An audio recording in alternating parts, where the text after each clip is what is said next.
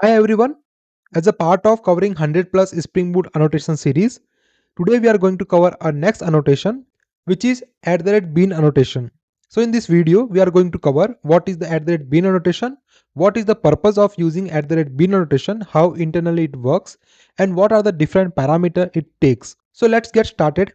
But before starting this video, if you are new to our channel, do subscribe our channel, and if you find this video useful, do share with your friends. So what is the use of @bean annotation? So the bean annotation in Spring is used to declare a method that returns a Spring bean. So in the last video, we have understand what is the use of @configuration annotation.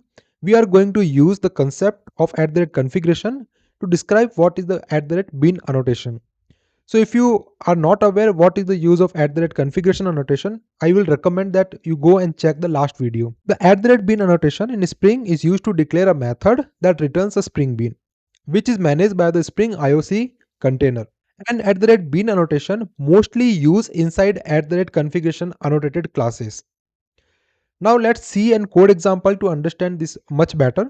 So here I am using the last code example where we have a custom configuration class where we are externally defining the beans for our class. And I have two classes, my class and my class 2. So in order to how to use @bean, so @bean basically use over a method which will return a object, and that object will be treated as a bean in IOC container. Now let's see what are the different parameters that we can pass in @bean annotation. So now if you open the @bean class definition, you will see what are the different parameters that we can pass. So first we have a name, value, then we have a boolean variable auto-wired candidate, default candidate, then bootstrap, init method and destroy method. We are going to see what are the different parameters that we can utilize to get additional behavior with @bean. So the first thing we will going to use name, where we will pass the specific name for our beans. So whenever we are defining @bean, we can directly pass as a part of name where we will give the name for our bean. So here I am giving a specific name for this bean, my bean A. So in order to print whether this bean name is changed or not, for that what I'm doing, inside this Spring Boot application class, which is our entry point of our Spring Boot application, there I am using this context which we get from the run method, and from there I am getting the beans name for the type my class. So whatever the beans will be registered under this class my class type, those all beans we will get. So this is returning a string array. Now let's run this code and see what is the bean name that is used for the my class. If you run this program in the logs, you will see the bean name. So here the bean name is my bean A, which we have given specifically by using name attribute. So here we have given the name my bean A, which is used to create a bean in the IOC container. Now the second argument that we can use is init method. The use of init method attribute is whenever you want to run a method after the bean initialized and all the dependency injected. So in that case, we can use the init method. So whenever we are defining @bean annotation, there we can give init method. So in my class, I have created a method with the name init, which I want to run once the class bean is initialized and all the dependency are injected.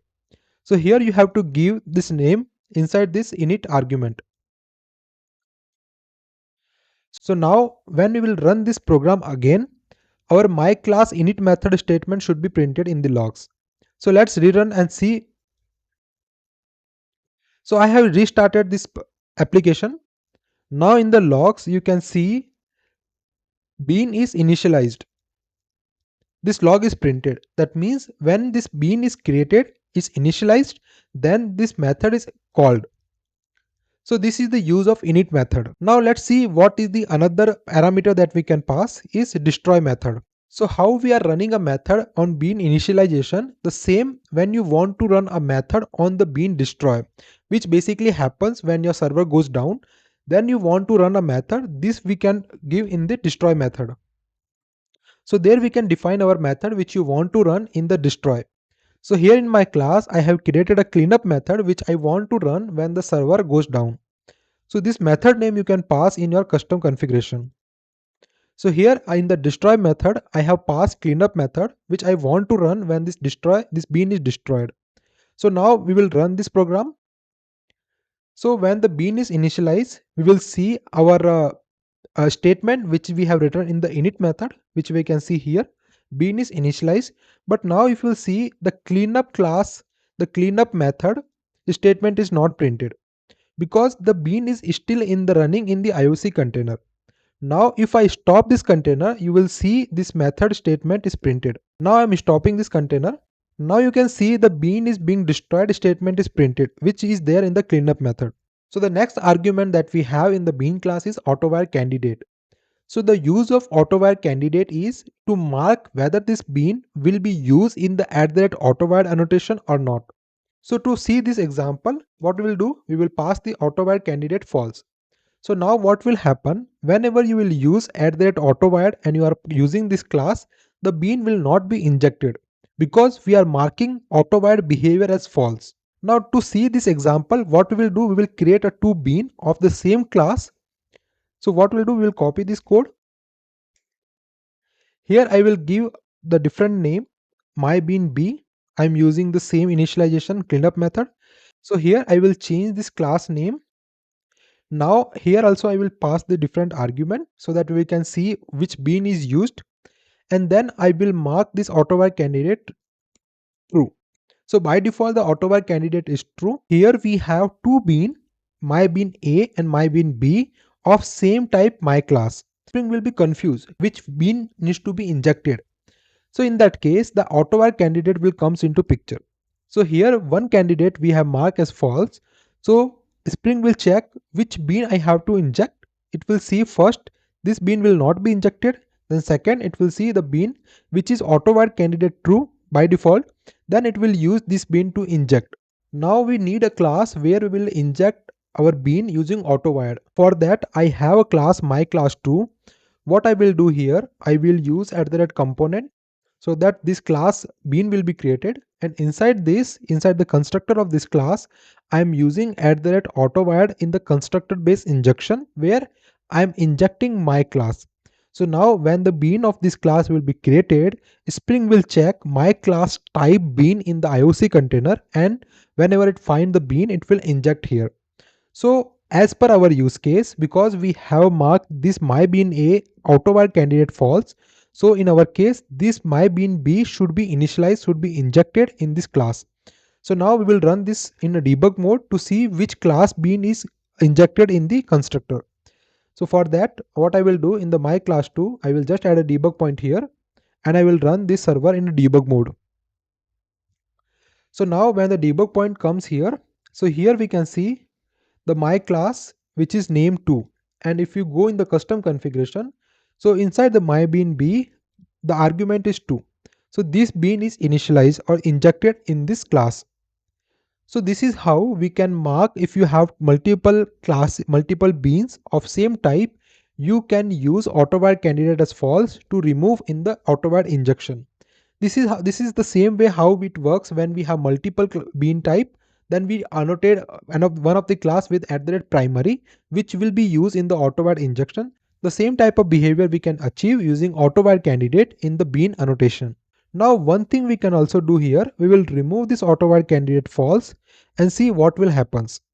So now when we'll run this program, so ideally it should throw an error because now Spring don't know which bean we have to initialize.